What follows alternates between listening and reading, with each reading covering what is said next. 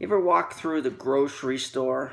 Walking through the grocery store and you see somebody in there who they used to be a patient maybe a month ago, 2 months ago, 3 months ago, whatever it is, and they see you and you see them, but before you get a chance to kind of talk or interact, they do one of these. They want to pretend like they didn't see you. And the reason they're doing that is the same reason they're not coming back to your practice. They're embarrassed. When people leave your practice, typically the scenario looks something like this. Mr. Smith has been a great patient for 5 months, 6 months, a year, 2 years, whatever it is. Let's say he's been a great patient for 6 months and he misses an appointment. Now you love him, and so as a result, you call him to remind him he missed an appointment. Then he misses the next one. It's very unlike him. So the CAs call again and they leave another loving message in case he didn't get the first one. He misses a third appointment. They bring up his name at the team meeting. Where's Mr. Smith? We haven't seen him. Doctor says, I'll call him, and leaves a message. Mr. Smith doesn't answer because for whatever reason, and you leave another message. Or you send him an email and no reply. You send him a letter, no real response. Here's what Mr. Smith feels. He feels embarrassed, like he let you down, because he knows that your commitment to his health was better than his in that moment in time. And for a variety of reasons, he just didn't get around to getting back in. But now it's awkward because he wants to avoid the I told you so commentary. He wants to avoid the finger wagging or having to admit that he was wrong. And so even if he wants to come back in, there's those other things that would keep him from it. The same things that would make him do this in the grocery store. So how do we stop that? Because that happened to me in the first couple years in practice, and it drove me nuts. I just wanted to be their friend. I actually didn't care that they weren't back in. I mean, I cared chiropractically, but not to the point of I don't want to talk to you anymore.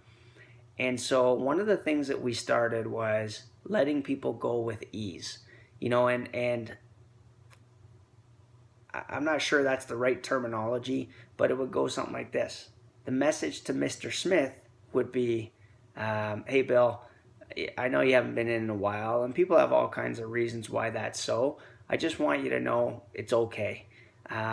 When you decide that it's time for you to restart care, it'll be a very simple process. And then you just leave a detail about what that would look like. All you got to do is call us, and we'll just pick up right where we left off. It'll be very simple. Or let's say you get them on the phone. Bill, I'm not calling you to convince you to come back in. I'm just calling you to see if you're okay. Because people think he's calling me to try to convince me to come back in, or he needs the money, or he needs me to be there. That's sometimes what people think.